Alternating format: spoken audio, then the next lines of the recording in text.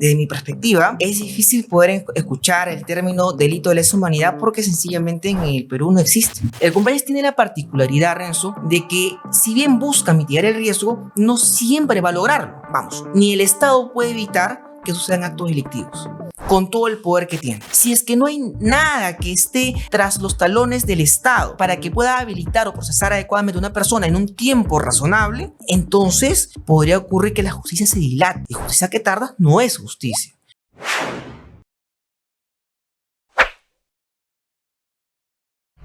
Muy buenas noches a toda la comunidad jurídica y al público en general. Bienvenidos a este nuevo capítulo de Ejeput Podcast.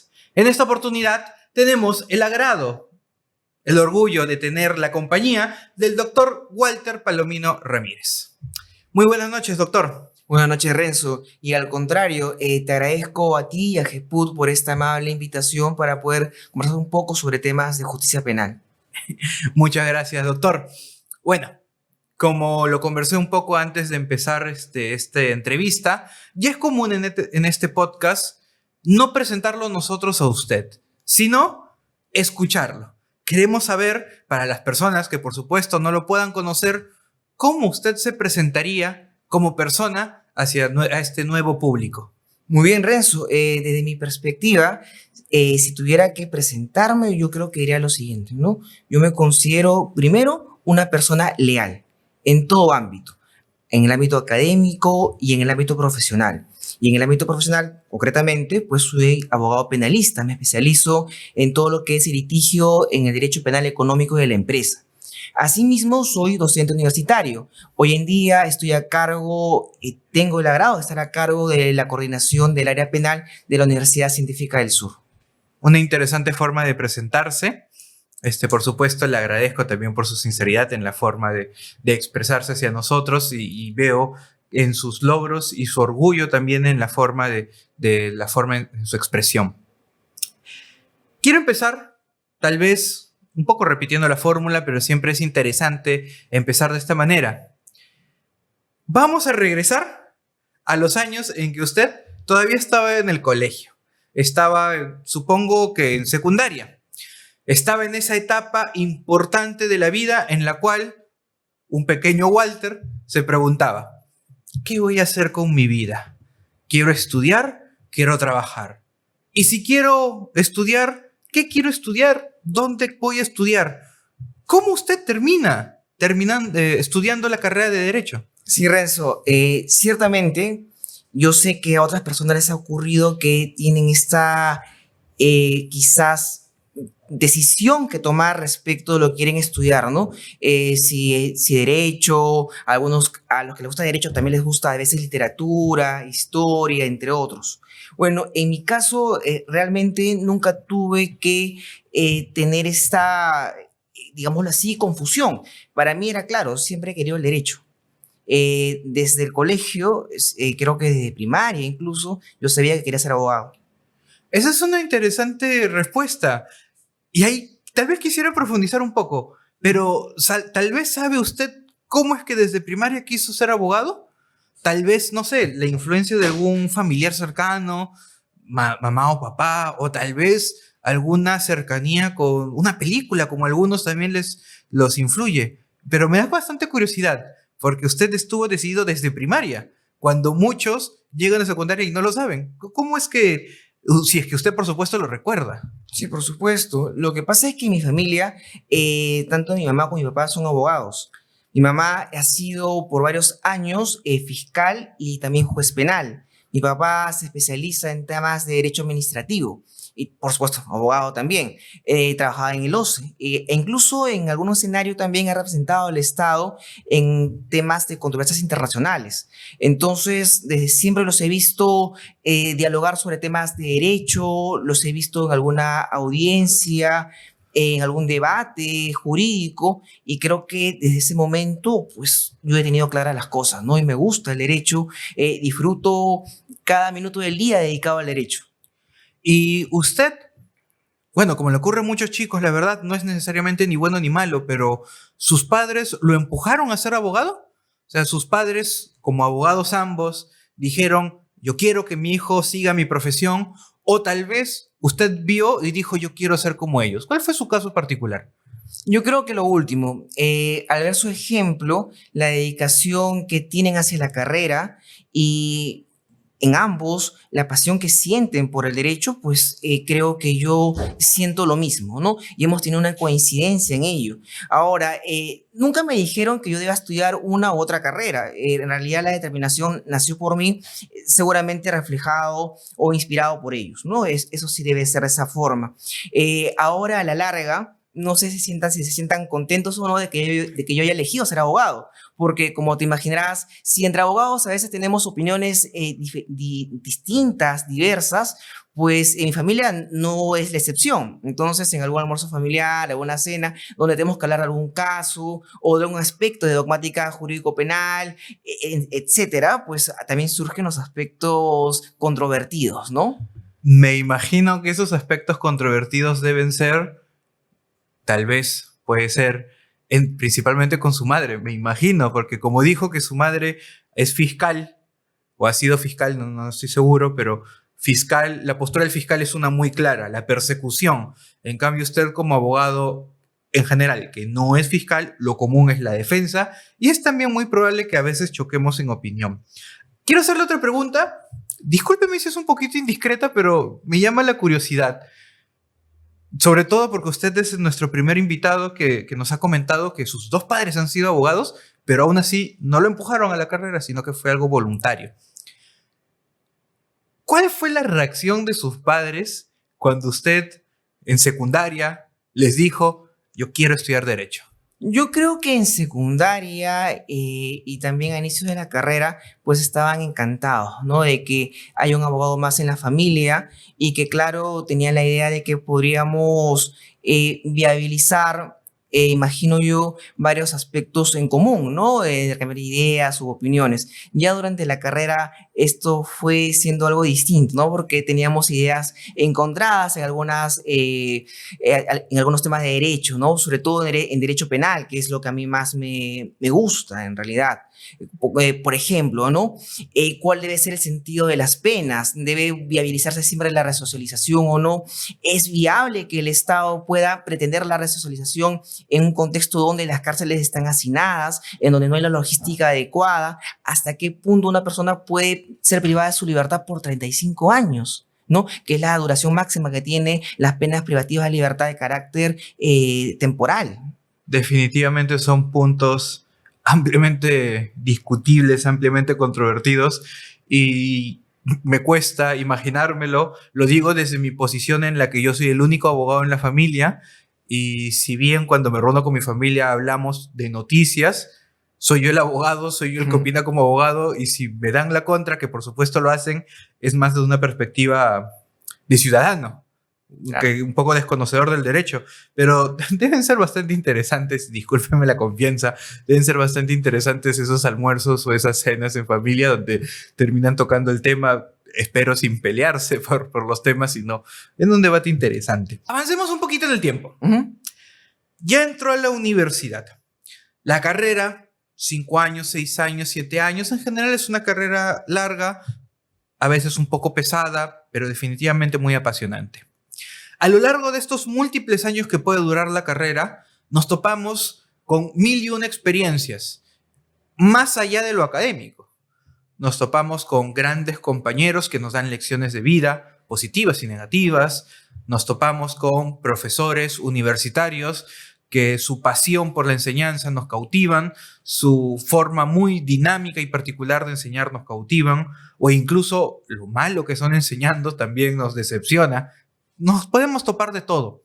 Mi pregunta es, si usted tiene o recuerda alguna anécdota o alguna situación particular que lo haya marcado a usted durante su carrera universitaria, pero que lo haya marcado una experiencia o buena o mala, porque de ambas aprenden. Pero si tiene tal vez alguna anécdota que pueda compartir con nosotros. Como te decía, para mí siempre estuvo claro que me gustaba el derecho. Me gusta el derecho, ¿no? Eso jamás lo he dudado. Ahora, que sea necesariamente el derecho penal, ahí sí tuve alguna duda, sobre todo al inicio de la carrera. De los primeros ciclos de derecho penal, parte general, tuve pues la experiencia de llevar clase con un profesor en la Universidad Católica que tenía cierto reconocimiento y por supuesto una base jurídica muy sólida, eso indiscutiblemente. Pero con una particularidad, evidentemente el nombre no lo voy a brindar, pero tenía una particularidad.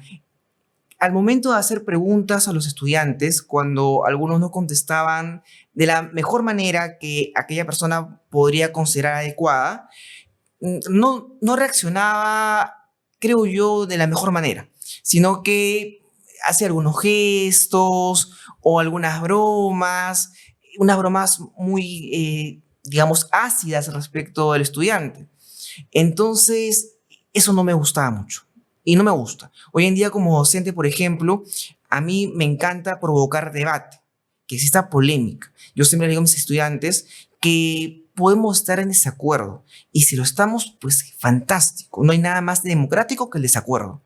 Y jamás los voy a jalar porque tengamos ideas en contra. Si los jalo es por la incoherencia, pero no porque existan ideas distintas. Entre abogados pueden haber argumentos distintos muy bien sustentados. Entonces, una primera experiencia en el curso de Derecho Penal Parte General fue esa, ¿no? Lo que me hizo dudar un poco del ámbito penal.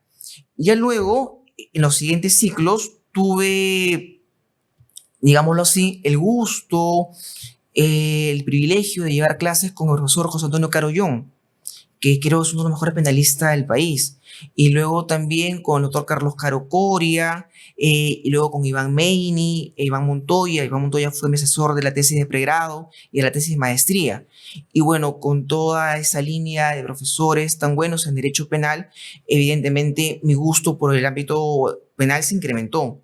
Y luego, ya en el marco de las prácticas preprofesionales, tuve la suerte de poder ingresar al estudio Oreguardia. Y en ese escenario conocí al doctor Arsenio Oreguardia, ¿no? Que creo yo que es un maestro tanto en el ámbito jurídico como en el ámbito personal. Es una excelente persona y como litigante, pues es una estratega, claro, respecto a sus ideas y cómo plantea, pues, cada idea que tiene y siempre de forma sumamente respetuosa. El doctor Arsenio Oreguardia tiene la particularidad, por ejemplo, de poder discrepar, pero lo hace de una forma totalmente amable y gentil respecto a la persona con quien no está de acuerdo, ¿no? Y es algo así lo que he visto y lo que intento a veces replicar también en clases o en conferencias y en general en la vida misma, ¿no? Acá hay un punto que me llama bastante la atención. En base a lo que usted me acaba de contar, no estaba seguro. Entró a la universidad como estudiante de Derecho, sí. Entró sin estar seguro si se iba a dedicar a la vida penal. Tuvo una primera mala experiencia con un profesor de Derecho Penal, pero luego vinieron muy buenos profesores, incluso experiencia como practicante preprofesional. ¿Hay algún punto en concreto en su vida que usted puede identificar en el cual diga, ya me decidí, quiero ser penalista? O tal vez, sin darse cuenta, en el camino, no sé si académico o laboral, pero en el camino usted se fue dando cuenta. Yo creo que un primer momento que marcó mi decisión por especializarme en el ámbito penal fue ya en quinto o sexto ciclo de la carrera. Lo que pasa es que en la Universidad Católica tenemos 2 años de estudios generales y luego recién ingresamos a los que son los estudios de la especialidad, ¿no? De la carrera propiamente dicha.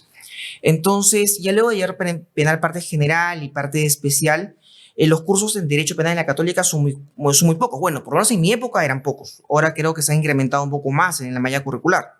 Entonces, uno de los cursos al cual pude acceder por una excepción que solicité fue el curso de Seminario de Derecho Penal y Procesal Penal.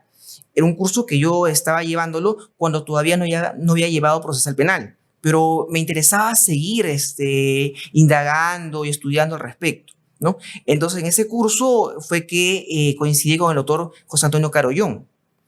Y bueno, aprendí de él toda su idea sobre la dogmática jurídico-penal de corte funcionalista, cómo entendía el derecho penal y también, evidentemente, por decirlo de alguna forma, la pasión que siente por ese ámbito, ¿no? Y luego esto se fue consolidando con los demás profesores que te he mencionado. Ese sería el primer punto, ¿no? Un punto, creo yo, paradigmático. Luego de esto, ya luego propiamente en el estudio de guardia, ¿no?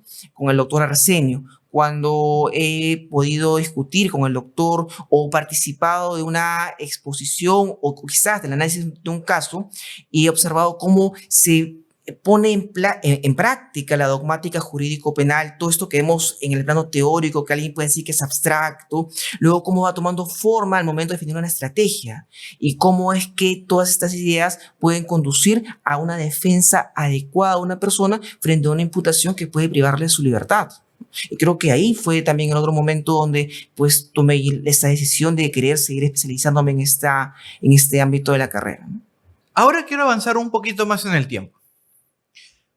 Avanzando cronológicamente, tenemos ya al bachiller Walter Palomino. Usted ya terminó la carrera, usted al menos mental e internamente y probablemente preparado académicamente ha decidido ser penalista, pero aún no hay una maestría, hay prácticas, pero aún falta. Aún falta formarse sólidamente como penalista, pero está formado como abogado. ¿Cómo fueron estos primeros pasos que dio el bachiller Walter en el mundo profesional? Ya afuera de las aulas, con lo cruel que puede ser el mundo real, como le decimos, frente a un recién egresado. ¿Cómo fue este camino de conseguir un trabajo? O tal vez esperó a estar titulado, o antes de estar titulado ya estaba buscando prácticas profesionales. ¿Cuál fue su rumbo? ¿Cuál fue el camino que usted tomó? Qué buena pregunta, estimado Renzo. En realidad, durante el tiempo de la carrera, estuve muy enfocado en los aspectos teóricos de derecho penal sustantivo principalmente. Entonces, cuanto libro podía existir de derecho penal, si no lo leía, por lo menos trataba de leerlo, ¿no? Y no leer pues solamente un capítulo o dos, sino leer el libro completo. A mí algo que no me gusta es poder tener libros, pero tenerlos como adorno, ¿no? Si un libro se tiene es para que se lea como tal, completo. Entonces, por un lado, ello. Luego, me gusta el derecho penal y me gusta bastante. Entonces, además de los cursos de la propia carrera, buscaba diplomados, buscaba cursos de especialización, donde fuera que podría yo seguir discutiendo sobre derecho penal. Y precisamente en el estudio de guardia, como te vengo comentando, lo que también se busca cimentar, o el doctor Arsenio ha buscado cimentar desde hace mucho tiempo, es el ámbito académico. Entonces existían reuniones académicas en las cuales podías discutir como igual con algún abogado del estudio que ya tenía pues una trayectoria bastante amplia. Y eso era sumamente enriquecedor porque podías darte cuenta en un ambiente amigable cómo existían aspectos que podías optimizar, mejorar y cómo poder defender también tu posición. Entonces, sí, en efecto, era por un lado durante la carrera, pues con los textos que podía obtener en la biblioteca, los que yo adquiría, con los cursos en los cuales me matriculaba además, y ya luego también en el estudio, ¿no? A partir de los debates en el ámbito académico. Y para terminar esta primera parte, esta primera etapa del podcast, usted nos dijo que es docente universitario. Una pasión que comparten muchos académicos importantes, de renombre, obviamente no todos, pero una gran mayoría casi generalizada, es esa pasión por la docencia. Es difícil hablar, repito, aunque hay honrosas excepciones, pero es difícil hablar de un buen profesional que no sea docente. La gran mayoría son docentes. Y mi pregunta es, usted, ¿en qué momento encontró este gusto, esta pasión por enseñar? Y al mismo tiempo, ¿cómo apareció esta oportunidad para ser docente? ¿Usted la buscó o tal vez lo llamaron? Yo tengo una confianza ciega en la idea de que la información que uno tiene debe poder divulgarla. El conocimiento que llega a uno y que uno se apropia y queda para sí, me parece, aun cuando enriquecedor para aquella persona, inservible de cara a la sociedad. Entonces yo creo que toda persona que ha tenido el privilegio de poder estudiar, de poder formarse, tiene que poder también comunicar lo que ha adquirido. No para que otros estén de acuerdo con aquel, pueden discrepar, eso es sumamente adecuado y razonable, pero sí por lo menos para ir formando ideas sobre un aspecto en particular. Entonces, en el ámbito de la docencia, que también me gusta bastante, y esto es así porque precisamente me permite debatir con mis alumnos. Yo en cada sesión que tengo con ellos, sobre todo en la primera y en la última, siempre les digo, en este escenario del aula universitaria, nosotros estamos aquí para debatir, para intercambiar opiniones. Lo que no podemos hacer es trasladar acríticamente una idea y tomarla como cierta.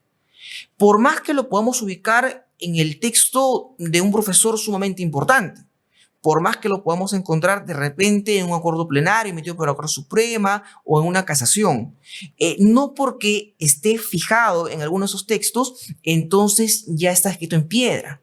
Nosotros tenemos no solamente el derecho, sino el deber de poder examinar y debatir al respecto. Entonces, la universidad me gusta, dar clases me gusta, porque me permite eso, poder dialogar con mis alumnos y debatir sobre diversos temas. En el ámbito también profesional, por ejemplo, cuando tengo la oportunidad de brindar capacitaciones en alguna institución pública o privada, o poder dialogar sobre temas académicos en el estudio de guardia también, pues también se viabiliza ello, ¿no? Poder conseguir o procurar el intercambio de opiniones, que creo que es un aspecto esencial para aprender no solamente quien expone, sino también, por ejemplo, en mi caso, yo aprendo bastante de mis estudiantes. Cada idea nueva que traen, cada libro que revisan, una nueva lectura que han podido adquirir y que quieren comentarla en clase, yo creo que en el ámbito académico podemos obtener opiniones e ideas de otros que nos permiten seguir creciendo, ¿no? Y que luego esto, y creo que aquí es un aspecto clave, todo lo que aprendemos en el ámbito teórico y que consideramos a partir de esa base como algo defendible, debemos poder trasladarlo al litigio. Es decir, lo que no se debería aceptar es que alguien en la academia diga una cosa y que luego en el litigio diga completamente lo opuesto. El reto está en que podamos trasladar lo que sostenemos en la academia también en el ámbito del litigio penal, ¿no? Y no puedes tener un argumento, otro y otro a gusto del escenario, ¿no? Debemos poder ser personas que defendamos nuestras ideas como tales.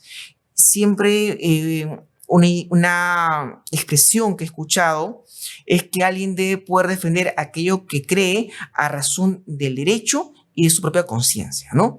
Entonces, si alguien se vale de argumentos jurídicos, pero en los cuales no cree, no creo que sería pues un argumento adecuado a defender, ¿no? Ser bastante coherentes en nuestra academia, en nuestra postura, en nuestros pensamientos y en comparación con nuestra forma de defender.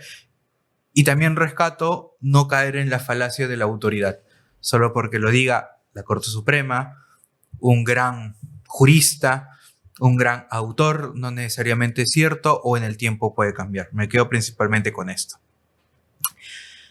Ahora, como también estuve conversando con usted antes de empezar esta entrevista, vamos a pasar a esta segunda parte del podcast, donde ya entramos a temas académicos, sí, pero de una manera todavía sencilla. La idea es entender algunos temas de coyuntura nacional, entender algunos temas que todos escuchamos en la prensa, escuchamos en nuestro día a día, pero que realmente no lo entendemos. Realmente no sabemos de qué se habla, y si no sabemos de qué se habla, difícilmente podemos tener una postura crítica sobre esos temas. Conversando con usted y también revisando su perfil de LinkedIn, he podido advertir de que usted tiene una posición crítica sobre un proyecto de ley del Congreso. Un proyecto de ley en el cual lo que nuestros parlamentarios buscan es que los delitos de lesa humanidad puedan prescribir. Quiero hablar un poco sobre ese tema y hablar un poco sobre su posición, su postura en contra, tal vez adelantándolo para quienes nos escuchan, pero quiero empezar con lo básico. Primero, para entendernos completamente, ¿qué es la prescripción? ¿Qué es esta figura jurídica y qué es el beneficio que puede otorgar a una persona que está siendo investigada? Muy bien, Renzo. La prescripción implica un castigo impuesto autoimpuesto por el propio Estado en virtud del paso del tiempo. El paso del tiempo impacta en la legitimidad del procesamiento de un ciudadano. El Estado, si bien es cierto, tiene la facultad de ejercer el ius puniendi, lo que no tiene es la facultad para poder provocar que una persona se encuentre en incertidumbre por un tiempo o por un marco intemporal. El Estado lo que no puede permitir es que una posible víctima no encuentre pronta justicia. Y lo que el Estado tampoco puede aceptar o permitirse es pues que por el paso del tiempo se pierda digámoslo así, la obtención de evidencias adecuadas de cara a la acreditación de un probable hecho delictivo o, por el contrario, las evidencias que dan cuenta de que este hecho no se ha realizado, ¿no?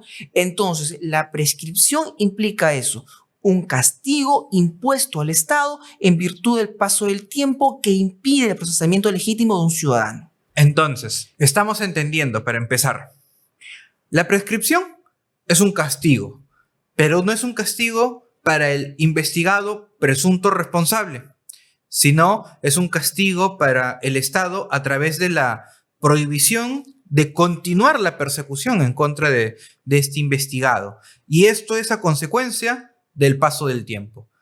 En palabras sencillas, tal vez, si permito que el tiempo transcurra y yo no he llegado a finalizar el proceso, la consecuencia va a ser que ya no puedo llegar a una sentencia, ya no puedo seguir procesando, ya no puedo seguir investigando. Básicamente, la acción penal, tal vez en términos jurídicos, la acción penal se extingue. Acá viene la segunda pregunta. Ya estamos entendiendo que la prescripción es la acción penal se extingue, ya no puedo investigar, procesar, sentenciar. Esto es como consecuencia del paso del tiempo. ¿Cuánto tiempo?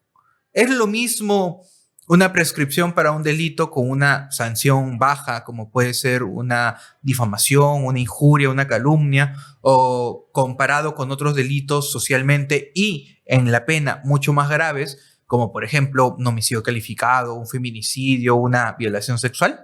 ¿O tal vez hay una diferencia en la forma de cómo transcurre el tiempo para estos delitos? Sí, existe una diferencia, es decir, en nuestro país tenemos la prescripción ordinaria y la prescripción extraordinaria.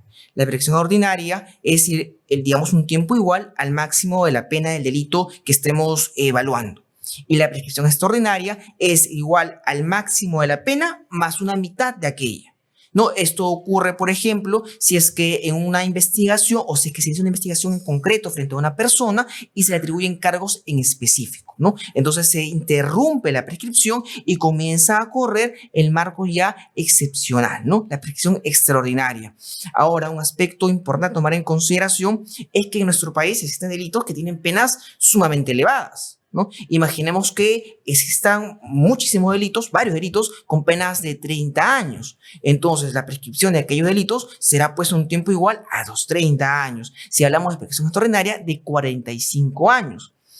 Entonces, en contextos como este, donde la prescripción para los casos más graves, porque está asociado a la pena impuesta, es de tal amplitud, me parece que, y adelanto aquí una idea, hablar de la imprescriptibilidad en estos casos ya no tiene mayor asidero. Solamente bajo las reglas de la prescripción ya tendríamos en la práctica una imprescriptibilidad impuesta.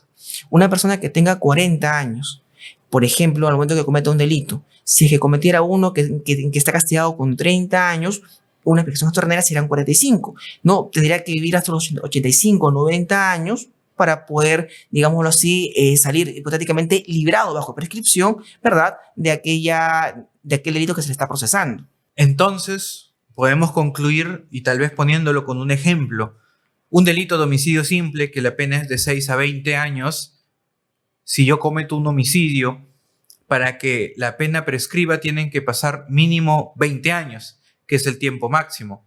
Sin embargo, si la investigación avanzó y se llegó a judicializar, ya no son 20, sino que ahora son 30. Pasamos de la ordinaria a la extraordinaria. También sabemos que hay algunos detalles de por medio, pero para hablarlo de una manera clara, sin entrar todavía en tecnicismos. A ver, ya entendemos qué es prescripción. ya estamos entendiendo. Extinción de la acción penal por el paso del tiempo. ¿Cuánto tiempo? Básicamente la pena máxima que establece el delito e incluso más un 50%. Ahora, hablemos de los delitos de lesa humanidad.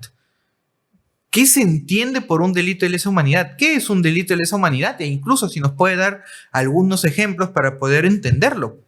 ¿Cuál es la particularidad de estos delitos? Porque yo como ciudadano común y corriente conozco de algunos delitos, por supuesto. Es de dominio público conocer los delitos contra la vida, los homicidios, feminicidios, parricidios, sicariatos. Es de conocimiento común hablar de delitos contra la libertad sexual, violación, tocamientos, abuso de persona, etc.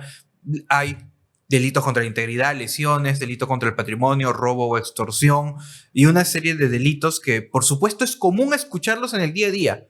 Pero el delito de lesa humanidad no es tan común. Escucharlo es muy complicado. Si nos pudiera explicar o para profundizar un poco qué delito estamos hablando. Porque uno escucha lesa humanidad y sinceramente no se me viene a la mente una acción concreta como para decir, esa acción es lesa humanidad. Si nos pudiera ilustrar, por favor. Bien, Renzo. Lo que pasa es que, desde mi perspectiva, es difícil poder escuchar el término delito de lesa humanidad porque sencillamente en el Perú no existe. Es decir, en el Código Penal podemos buscar de extremo a extremo y también podemos hacer lo mismo en las leyes penales especiales y no vamos a encontrar ninguna mención a un delito de lesa humanidad.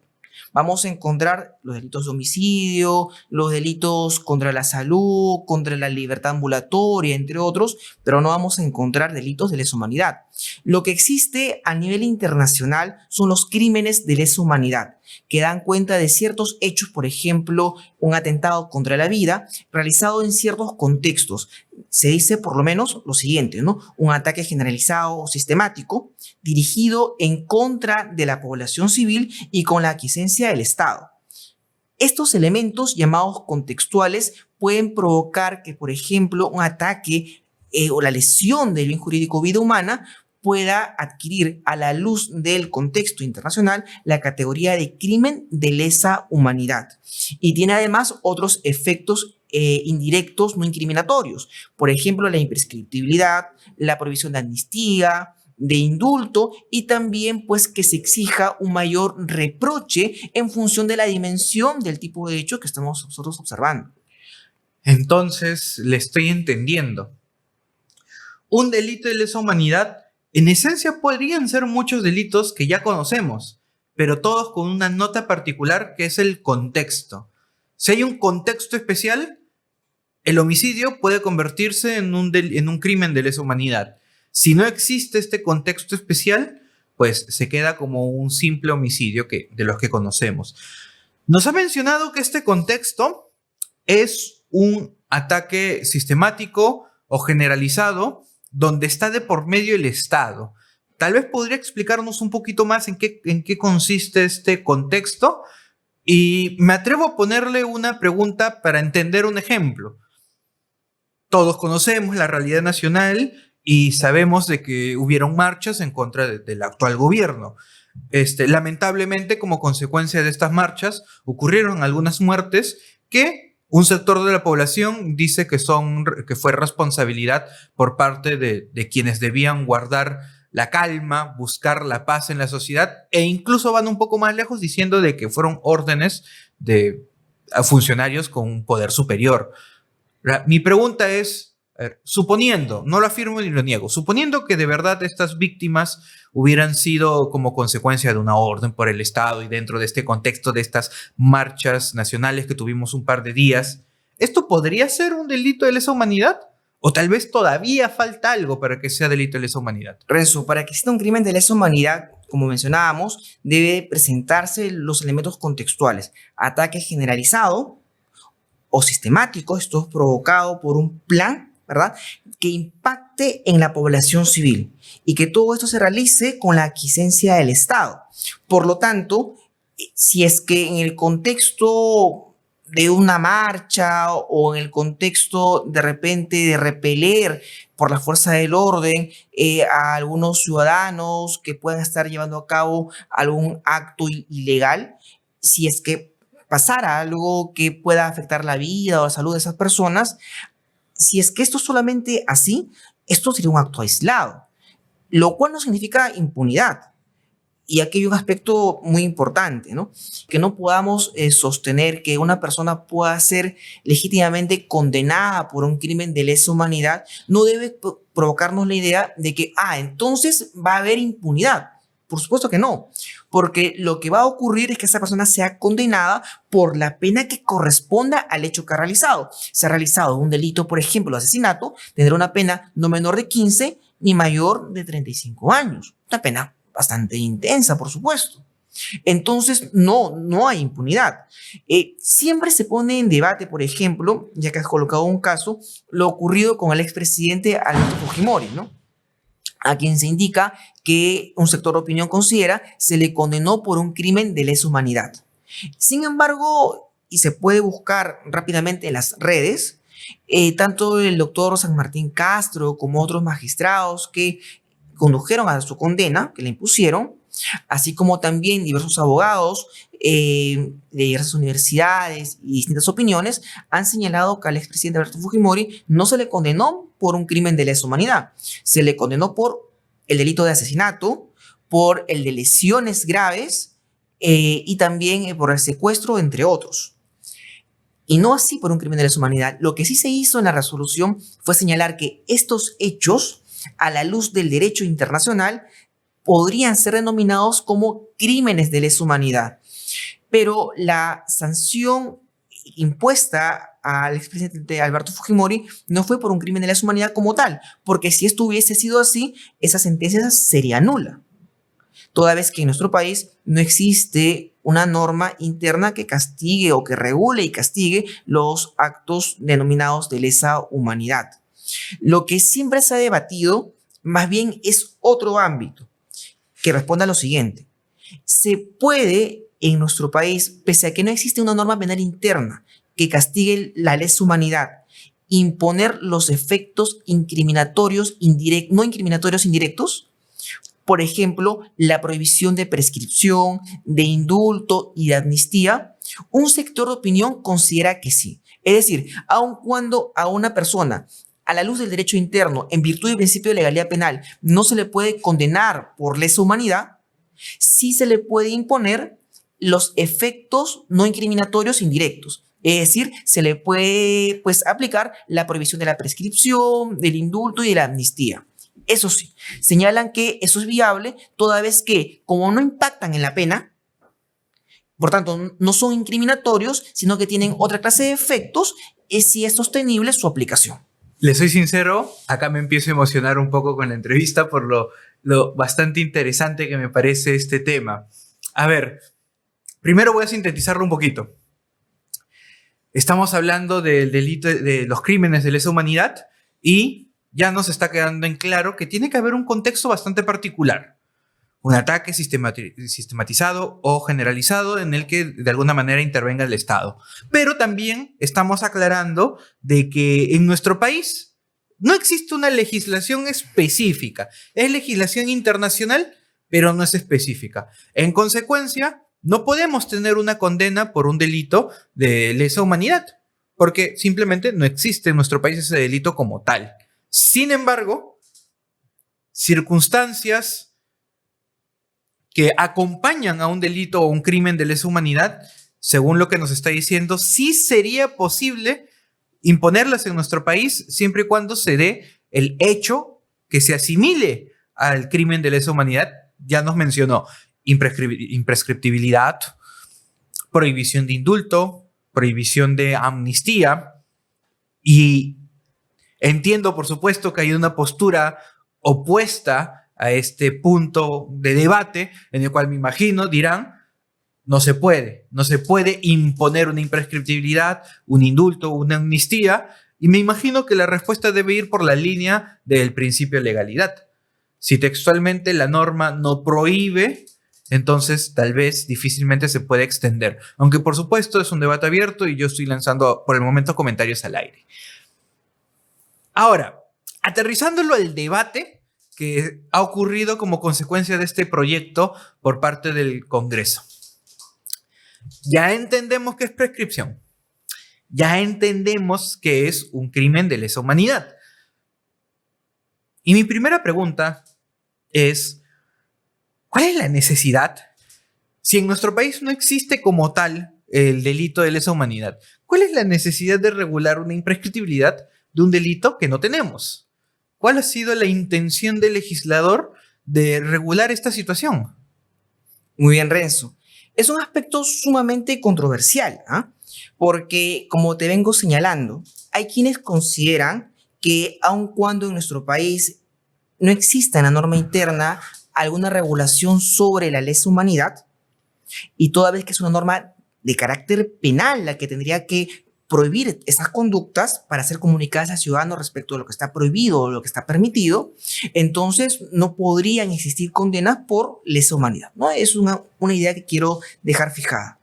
Pero si esto es así, entonces, ¿cómo sí se podrían aplicar los efectos que están ligados a la calificación de un hecho como lesa humanidad, que es la imprescriptibilidad, la prohibición de indulto y de amnistía? Quienes consideran que sí es posible señalan porque estos efectos no son incriminatorios, no inciden en el marco de la pena, así que no afecta al ciudadano.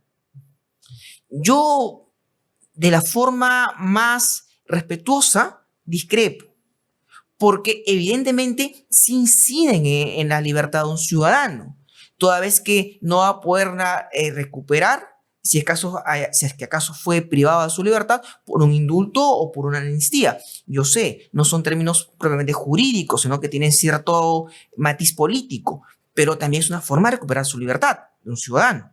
Asimismo, no se va a ver tampoco impactado positivamente por la prescripción, ya que como se indica que es un crimen de lesa humanidad, este sería imprescriptible.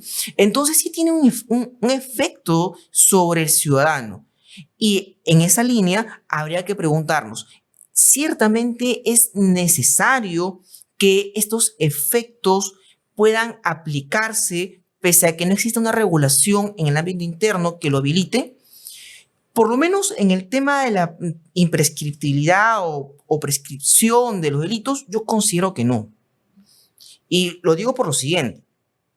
En nuestro sistema penal, las penas son tan elevadas para los delitos de asesinato, de homicidio, entre otros graves hechos, que ya siguiendo las reglas de la prescripción que hemos conversado al inicio, el máximo de la pena o el máximo de la pena más la mitad, y si a esto le sumamos además otros aspectos como también conoces el tema de la suspensión de la prescripción, que según la Corte Suprema es el mismo plazo para una prescripción extraordinaria, vamos, en la práctica, aun cuando no esté señalado en un código, en la práctica eso ya es imprescriptible por la fuerza de los hechos. Entonces, ¿qué necesidad ya hablar de que deba pues habilitarse o no esta idea de imprescriptibilidad? Yo considero que más bien podría tener un impacto negativo, porque claro, y siempre coloco este ejemplo con mis estudiantes, ¿no? Yo les digo a los chicos, si es que no tuvieran el plazo para entregar su tarea o no tuvieran el plazo para realizar el examen final, ¿ustedes realmente darían siquiera la tarea o el examen final en este ciclo? ¿O tratarían de postergarlo al siguiente o al siguiente?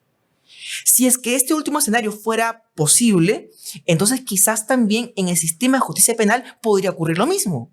Si es que no hay nada que esté tras los talones del Estado para que pueda habilitar o procesar adecuadamente a una persona en un tiempo razonable, entonces podría ocurrir que la justicia se dilate. Y justicia que tarda no es justicia, ni para la hipotética víctima, ni para quien se encuentra en una situación de incertidumbre dentro del proceso. Por tal razón, para mí, la prescripción es sumamente importante, porque va a permitir que una persona procesada injustamente encuentre en un tiempo determinado, digamos, el espacio para poder saber que sobre esa persona no hay ninguna sospecha más, o ya no se le puede procesar más. Y sobre la víctima, para que encuentre justicia pronta. Entonces, no veo realmente cuál es el problema respecto de la prescripción.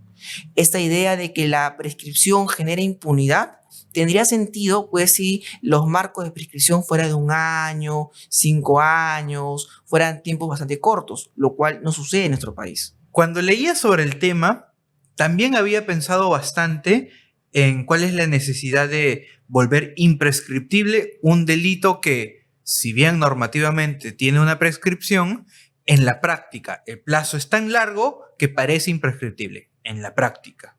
Sin embargo, ese segundo punto que usted expresó poniendo el ejemplo de sus alumnos y si es que no hubiera un plazo para entregar una tarea final, no lo había pensado. No había llegado a ese extremo tal vez de pensar que en vez de beneficiar pudiera ser contraproducente, porque en efecto puede generar esta situación por parte de los administradores de justicia de no me apuro. Como tengo, entre comillas, todo el tiempo del mundo, ¿por qué hacerlo hoy? ¿Por qué hacerlo mañana? ¿Por qué no puedo patearlo para hacerlo con calma? Sinceramente no lo había pensado desde ese punto de vista, pero en efecto le doy la razón, doctor. Comparto la postura que usted tiene sobre este tema. Le agradezco bastante por este punto.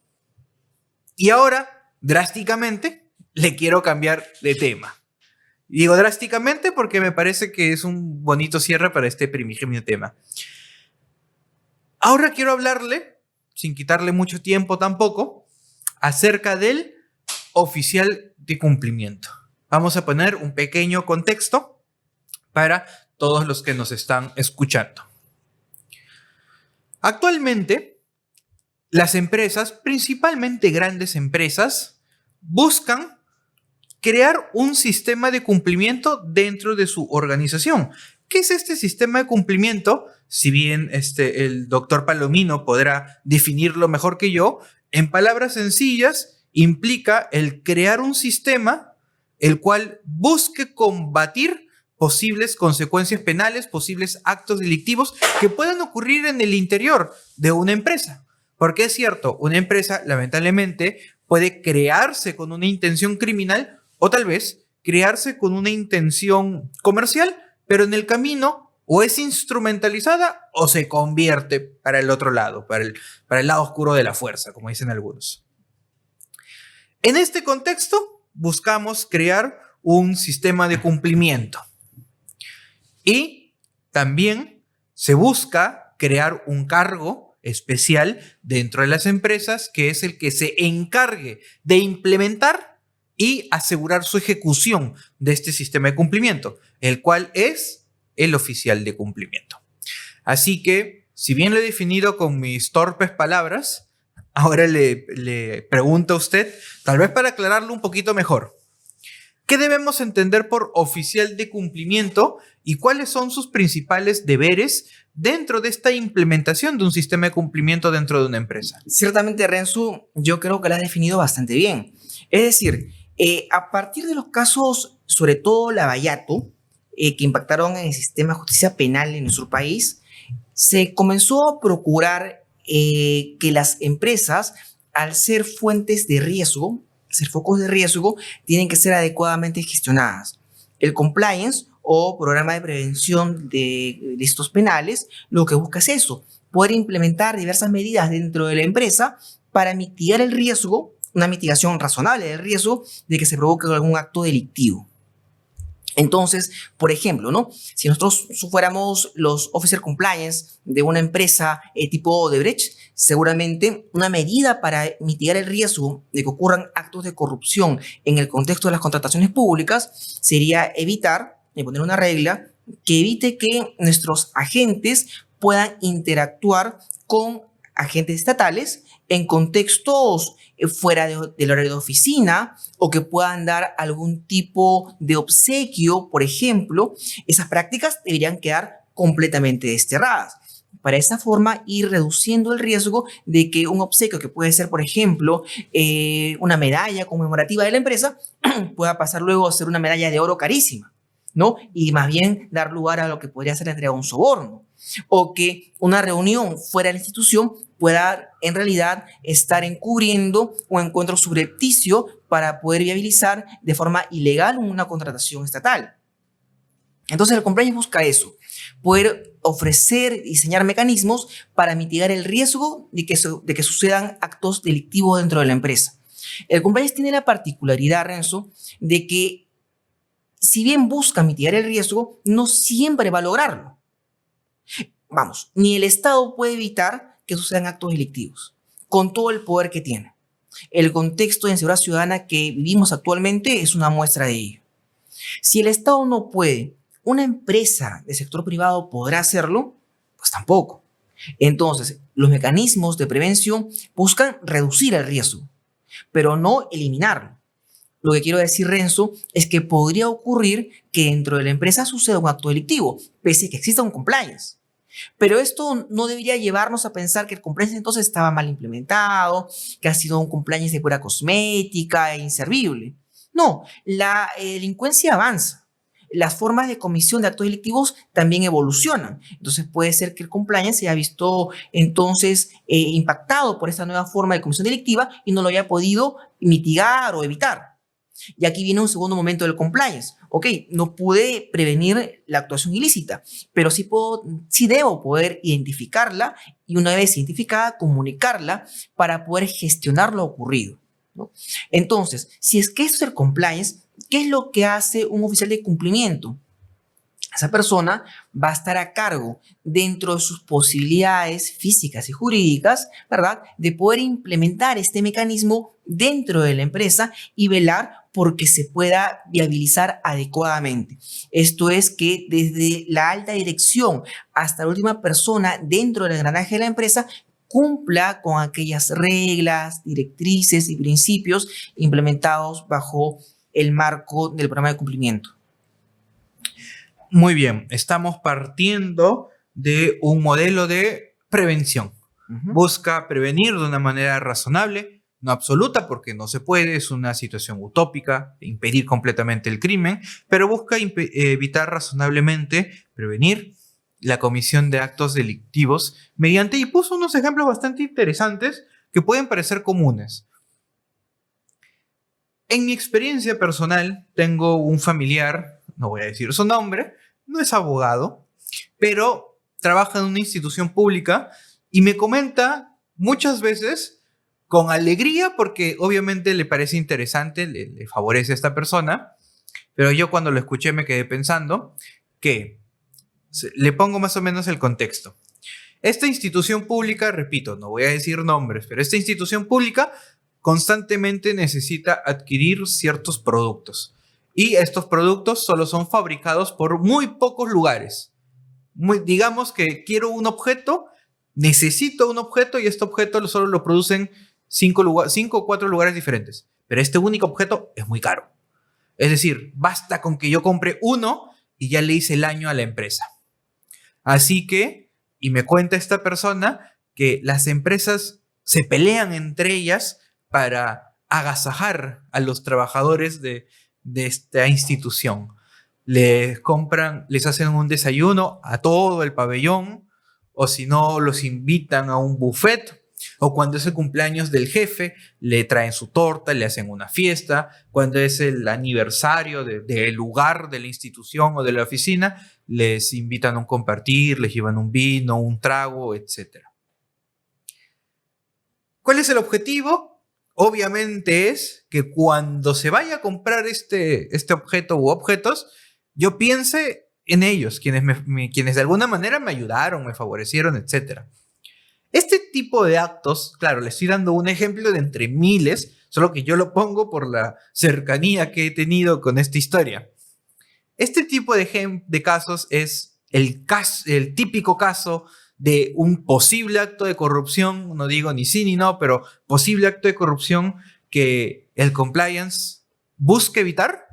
Tal vez tiene que ser un acto de corrupción mucho más directo o desde los actos más pequeños. Sí, Renzo, lo que pasa es que esto debería conducirnos primero a explicar qué es la corrupción.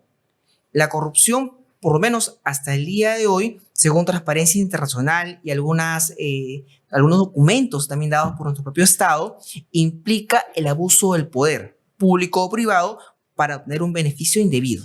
Esa es la esencia de los actos de corrupción. Ahora, los actos de corrupción pueden ser actos contrarios a la ética. Pueden ser actos que, además de ser contrarios a la ética, también representen una infracción administrativa. O, en algunos casos, los más graves, actos que, siendo contrarios a la ética, también impliquen la grave afectación del correcto y irregular funcionamiento de la administración pública, esto es, que provoquen un delito. Entonces, lo que me comentas podría, ¿verdad?, calzar o por lo menos ser una conducta que podría verse involucrado, podría involucrar a alguien dentro de un delito de cohecho, por ejemplo, si es que se acreditara evidentemente dentro de un contexto de un proceso penal que esta entrega de esa ventaja indebida, ¿verdad?, fue para procurar pues que un funcionario público quiebre sus deberes, entre otros, o incluso podríamos hablar en contextos evidentemente teóricos de un concurso entre el cohecho y la colusión desleal, ¿no? Porque también se está dando dentro de un contexto de contratación para viabilizar que una persona, una empresa, gane un contrato público. Entonces, tenemos contextos o escenarios complejos. Lo cierto es que dentro del estamento, dentro del organismo estatal, el compliance adquiere la denominación de public compliance o también se ha denominado programas de integridad. Y lo que busca es reducir el riesgo de que los funcionarios públicos puedan llevar a cabo actos cercanos siquiera a ser calificados como de corrupción. Por tal razón, ningún funcionario público deberá recibir ningún tipo de obsequio o agasajo. Deberían cumplir sus funciones dentro del parámetro de sus competencias en función de su cargo y solamente ello.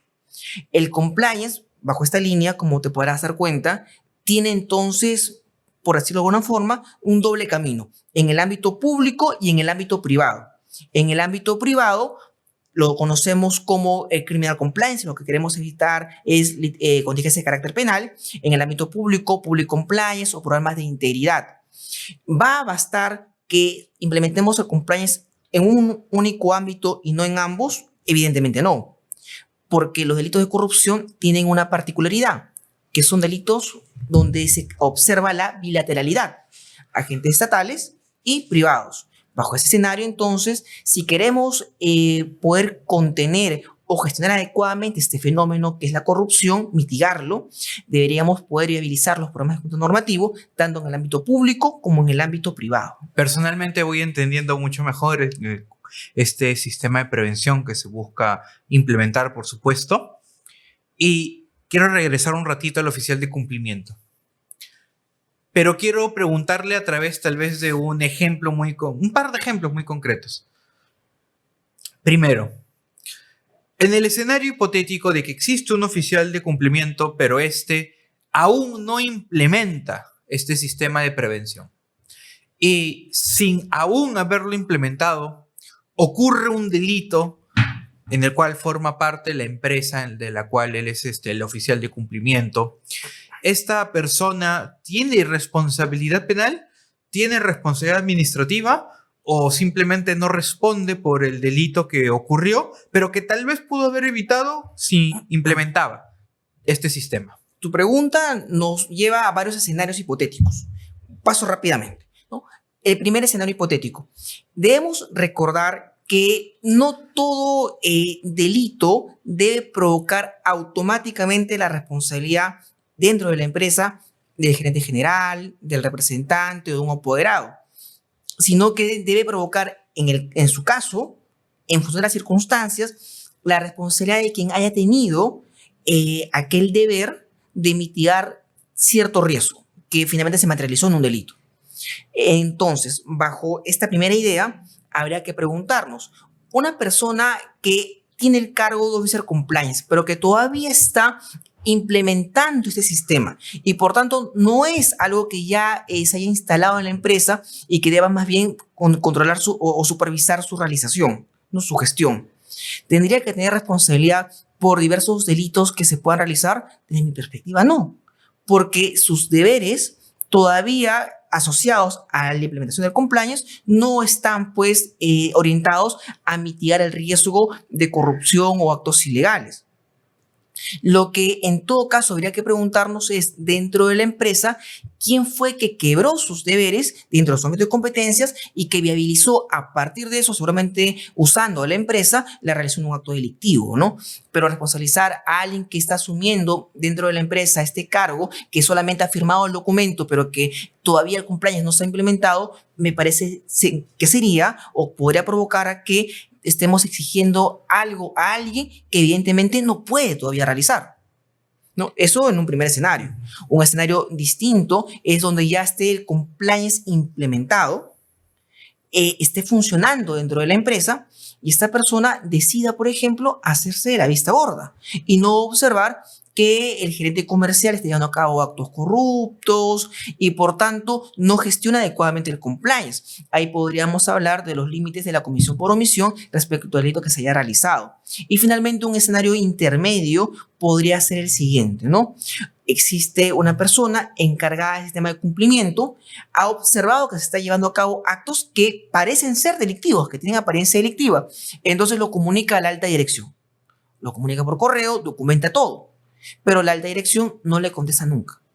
Vuelve o reitera el mensaje, otros correos, y no tiene respuesta. Y los actos que parecen ser delito se siguen realizando. ¿Qué debería hacer en ese escenario el oficial de cumplimiento? Debería rápida y raudamente ir a la fiscalía y denunciar a las diversas personas dentro de la empresa que él cree que están llevando a cabo actos delictivos. Y si luego de una investigación se muestra que no existía hecho ilícito alguno, y que más bien era una especie de ser compliance demasiado sensible y que de repente vio delito donde no había, ¿cómo se salva esta persona de poder verse involucrado en un acto delictivo? Yo creo que en escenarios como ese, lo que debe hacer, más allá de documentar cada acto de comunicación, es renunciar. Me está quedando claro esta situación del oficial de cumplimiento. Y ahora quiero pasar, obviamente, a otro personaje importante de esto, dentro de este esquema, que es la propia persona jurídica. La propia persona jurídica actualmente puede ser incorporada al proceso penal siempre y cuando la persona jurídica haya estado inmersa de alguna manera en la comisión del acto delictivo. Como lo dije tal vez en un inicio, la empresa se creó para delinquir o se creó para fines comerciales y en su camino se desvió. Ahora, clásicamente el Código Penal tenía un artículo que es consecuencias accesorias. Posibles, valga la redundancia, consecuencias para la persona jurídica si es que ésta cometía los delitos. Desde algunas muy sencillas como multas, algunas un poco más graves como cese de actividades de manera temporal o las drásticas que era básicamente la eliminación de la persona jurídica. Pero al mismo tiempo se tiene la responsabilidad administrativa de la persona jurídica, pero que es un poco más restringida para algunos delitos muy particulares. Principio de legalidad solo para estos delitos, no para otros. Por supuesto, en ambos escenarios se entiende que la persona jurídica es eventualmente responsable. Mi duda va: si una persona jurídica ha implementado este sistema de prevención y pese a su implementación ocurrió un acto delictivo, supongamos hipotéticamente de la gerencia, la fiscalía investiga por supuesto el acto delictivo, investiga a los gerentes, persigue el delito como debe realizarlo, pero al mismo tiempo la fiscalía busca incorporar a la persona jurídica al proceso para eventualmente imponerle una sanción administrativa y económica. ¿Tiene algún beneficio procesal el que esta persona jurídica haya tenido implementada previamente este sistema de prevención? ¿O tal vez, procesalmente hablando, no llega a tener un beneficio para la persona jurídica? Aquí también debemos poder delimitar la pregunta en función de ciertos escenarios. Primero, respecto del artículo 105 del Código Penal, las denominadas consecuencias accesorias, una idea que debe quedarnos clara es que no existe hasta el momento consenso respecto de su naturaleza. No se sabe si son sanciones penales o de otra clase. La Corte Suprema en su oportunidad dijo que eran sanciones penales especiales. Con eso no nos ha dicho mucho. En clase, yo siempre pongo este ejemplo a mis alumnos. Imagínense que ustedes están saliendo con una persona por un mes, luego por 3 meses, luego por 6 meses y ya casi van para un año. Y luego le preguntan a esta persona, ¿qué clase de relación tenemos? Y les contesta, tenemos una relación especial. ¿Les ha dicho realmente si son enamorados, si son novios o lo que fuera? Por supuesto que no.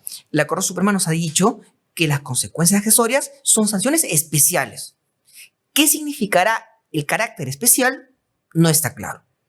Bueno, lo que sí tenemos en claro es que en el momento en que se regularon las consecuencias accesorias, no existía regulación alguna respecto al compliance. Este se reguló a la luz de la ley 3424. Entonces, evidentemente, toda vez que es una norma o conjunto de reglas que buscan la mejor gestión de la empresa, pueden también aplicarse en el contexto de empresas que estén siendo procesadas a la luz del artículo 105 del Código Penal. Yo creo que sí, sin ningún problema, por supuesto. Pero eso no debe llevarnos a pensar que el artículo 105 del Código Penal da cuenta de sanciones penales. Yo creo que no, porque en derecho penal existe un principio, que es el principio de responsabilidad por el hecho propio. Si hablamos de consecuencias accesorias, hablamos de una responsabilidad accesoria a la principal. ¿Cuál es la principal? De la persona natural. Y en el derecho penal no es viable la responsabilidad por hecho de otros. Entonces, el artículo 105, desde mi perspectiva, no da cuenta de ningún régimen de responsabilidad penal. Distinto a la ley 3424, donde sí hablamos de una responsabilidad de la propia empresa. Entonces, al hablar de una responsabilidad penal en la propia empresa, más allá de lo que diga la etiqueta responsabilidad administrativa, lo cierto es que estamos dentro de un esquema o un régimen de responsabilidad de carácter penal. E incluso existen ciertos datos respecto de por qué tiene la etiqueta administrativa cuando en realidad debería tener carácter penal por el involucramiento pues, del empresariado peruano en la gestación de esta norma, ¿no? Porque claro, para un empresario, imagino yo, debe ser mucho más sencillo decir a la empresa que yo gerencio se le ha impuesto sanciones administrativas. Debe ser más sencillo decir eso que decir a la empresa que yo dirijo se le ha castigado penalmente, ¿no? El efecto estigmatizante está presente incluso en la responsabilidad de personas jurídicas. Dicho esto, respecto a la pregunta en específico, si es que una empresa puede tener alguna atenuación de la sanción que se le puede imponer, por supuesto. Un compliance adecuadamente implementado dentro de la empresa, en principio debería provocar la exoneración de responsabilidad. Y si es que falta algún elemento del compliance, podría llevar a cabo o podría provocar la atenuación de la responsabilidad. Ahora, con las últimas modificaciones de la ley 30.424, hay algunos que también sostienen que toda vez que alguien de la alta dirección ha realizado entonces, hipotéticamente, un acto delictivo, ¿qué más evidencia puede haber de que el compliance es falso, es de mentira? Y por tanto, no puede haber exoneración de responsabilidad. Eso lo ha regulado ahora la ley 3424. Yo creo que eso es un error. Imaginemos a una empresa que tenga la calidad de sociedad anónima abierta. Pueden tener múltiples gerentes. Y entonces, porque uno de los diversos gerentes que tenga o subgerentes cometa un acto delictivo, entonces ya la empresa tendrá que ser castigada y solamente beneficiada con una reducción de la multa que se le imponga. Yo creo que no. Yo creo que esa fue una modificación inadecuada y que más bien debería reforzarse el incentivo de que las empresas puedan implementar este programa de cumplimiento para poder mitigar, como digo, razonablemente el riesgo de incurrir en un acto delictivo. Más gana el Estado fomentando su implementación que castigando lo ya realizado, ¿no? Definitivamente estamos entrando a un campo no necesariamente complejo, sino que se ramifica muchísimo. Conforme hemos ido conversando, siempre usted mismo, usted el experto en el tema, yo ignorante en el tema, pero quiero aprender un poco más, siempre me precisaba, acá hay 2 escenarios, acá hay 3 escenarios, acá hay que tener en cuenta esto. Son bastantes caminos donde uno puede ir transitando para lograr entender cabalmente este tema. Y digo cabalmente siendo generoso porque también conversando previamente a esta entrevista me dijo de que hay varios puntos debatibles sobre este tema que tampoco es una ciencia exacta. No sabemos claramente qué aplicar y no aplicar, pero retrocedo a lo que dijo en un inicio. El debate, tener una posición crítica y coherente más allá de que me estés llevando a la contra. Eso es bastante importante. Doctor Palomino, ya estamos finalizando este podcast y nuevamente, como ya es costumbre en este pequeño ambiente, buscamos llegar, es cierto, a estudiantes, a no tan conocedores del derecho, pero interesados en aprender, y por supuesto profesionales, a magísters, a doctores, a quien guste siempre escucharnos. Así que, habiéndonos demostrado en todas sus palabras sus conocimientos, no solo académicos, sino en su formación personal y todo su trayecto de vida, me doy el lujo de consultarle si pudiera, por favor, brindarle un consejo. ¿Usted qué le recomendaría primero al estudiante, a esta persona que tal vez aún no entra a la carrera o ya ingresó, tal vez está por terminar, pero definitivamente el estudiante que está en camino de convertirse en un abogado? ¿Usted qué le recomendaría como el doctor Palomino Ramírez? Yo creo, en realidad, Renzo, de que tanto un estudiante como un abogado, como un doctor en derecho, el rol que tengamos, tenemos que cumplir una labor esencial, que tiene como un aspecto previo el tener una formación sólida en ámbito penal, procesal penal, penal económico, constitucional, etc. Eso es la base, evidentemente.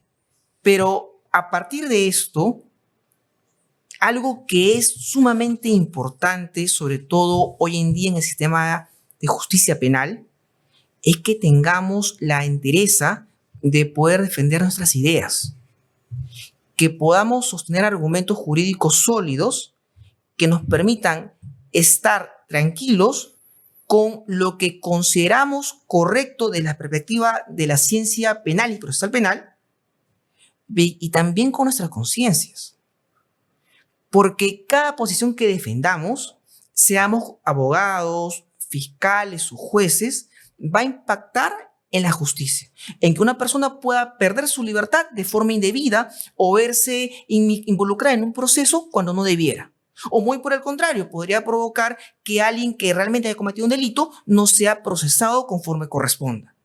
Entonces, una formación sólida para luego, a partir de ello, poder defender nuestra postura en el sistema de justicia. Una postura razonable y acorde con nuestra convicción, con nuestras creencias, nuestra conciencia, básicamente, ¿no? Yo, como te decía, Renzo, lo que yo no podría aceptar personalmente es ser incoherente, pregonar una idea en el ámbito académico y luego otra completamente distinta en el ámbito profesional. Somos una persona, una sola, no somos dos o tres. Entonces, coherencia en el ámbito personal y también profesional, por supuesto. Bueno, con esas palabras es momento de despedirnos. Muchas gracias, doctor Palomino. Muchas gracias por acompañarnos. Muchas gracias por haber compartido un poco de su tiempo, sus experiencias y sus conocimientos con todos nosotros. Muchísimas gracias, Renzo, a ustedes por la gentil invitación y bueno, encantado siempre poder hablar con cualquiera en temas de derecho penal y procesal penal. Muchísimas gracias. Finalmente, con todos, muchas gracias por vernos. Y recuerden, este programa llega gracias a EGEPUT, la mejor formación jurídica. Buenas noches.